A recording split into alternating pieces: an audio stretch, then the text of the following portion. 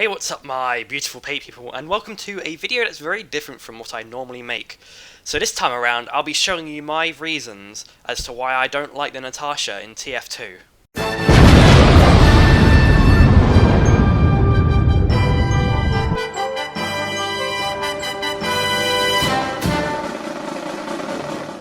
So, to get started, the Natascha is a heavy primary that was added back in the Heavy update released in 2008. It can be unlocked by beating the Heavy Milestones 2 achievement, which requires you to get 16 Heavy achievements. And that kind of makes it usually the first Heavy primary that most people would get, because, you know, with how achievements are got nowadays, people will just go on a community server that has one of those things enabled, and then they will just get all the weapons immediately, thus making the Natascha usually the first primary weapon that a newer player would get. And thus you also would see a lot of newer players using it, because they just probably want to use something that isn't stock. So onto the weapon stats.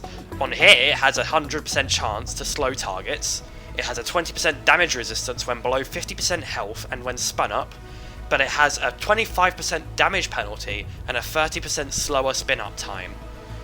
For comparison's sake, the difference between the damage between the Natascha and the stock minigun at point blank range is usually about 10 to 14 damage, which doesn't actually sound like much, and this is per bullet, mind you. It really doesn't sound like much, although that damage can usually get a little bit worse off when you go to mid-range and long-range, although long-range comparisons is usually just going to be the same amount of damage anyway between both miniguns, because who would want to use a minigun that's long-range? It just doesn't make any sense. So now that we've compared the differences between the stock minigun and the Natascha, let's go on to the good parts of the Natascha. So with the good, it can be useful for killing annoying scouts because of the slowdown effect. It completely ruins their momentum in the air. Same with the soldiers, mind you. It can be helpful when Heavy needs to tank damage in like the middle of a gunfight, say if you're on the objective or something like that, and you happen to be below 50% health.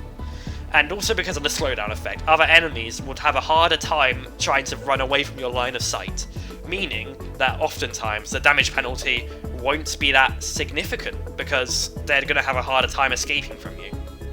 So now that we've covered the good, let's cover the bad. The damage penalty shows when firing at mid to long range, along with the slowdown effect also feeling less significant when firing at people who are really far away from you, because, you know, the Heavy minigun is not a sniper rifle, it can't do long range damage effectively. The damage resistance can be situational because it only applies when you're below 50% of your health, and also while you're only spun up, but that isn't as much of an issue. The slower spin up time as well can also result in you dying when you're surprised by like a scout or something like that, because you're not able to start firing at them in time. By the time you spun up your gun, you're probably dead already. And skilled players wouldn't really need the slowdown effect when going against things like Scout, because they can just track their targets more effectively. So now onto my own personal thoughts of the weapon. It's unfun to go against, especially as Scout. Deary me, as Scout, I fucking hate Natascha heavies. Anyway, I can kill targets without slowdown, and I can usually stay alive without the resistance. In fact, in the gameplay you're seeing, I likely never actually used the resistance buff in the first place, so that's a fun thing to think of when you're watching this gameplay. There are times when I've been unable to kill someone because they are too far away, and I would have been able to get them with something like the Tommy Slav, which had more accuracy when firing, even though it had a lower fire rate in general. Because of the previous points as well, it also feels like a weapon that doesn't take much skill to use, which could be a bad thing, depending on who you are. It could be a good thing for newer players because it will just help them get better at the game, but it could also be a bad thing because it could teach them bad muscle memory with using positioning with the minigun, and also just aiming in general, because they likely wouldn't have to try much because the targets would slow down for them. So with that in mind, how can we balance the weapon to make it a bit better? Well, I have some ideas. So first, let's keep the slowdown mechanic, but decrease the chance of it applying to 50% rather than 100%, to help people get a better chance of actually escaping battles and to not ruin everyone's momentum in the air, or just in general completely, because having it as it is right now doesn't feel very fun.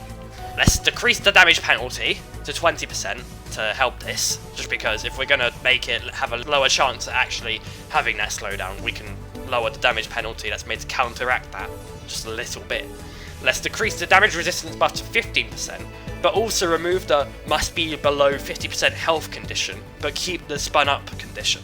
And also, let's keep the 30% slower spin up time, just to like balance it out, you know? So with all of that in mind, that's really all I can say about the Natascha. So thanks for watching and listening to my points. I know this video is very different from what I normally make, but I hope that I was informative in some way to you, you know? If you thought I was, maybe leave a like and subscribe. If you disagree with my points, put a comment down below and saying why, as I'd love to discuss things like this. It'd be just good. And once again, thanks for watching, and I'll see you in the next video. See ya.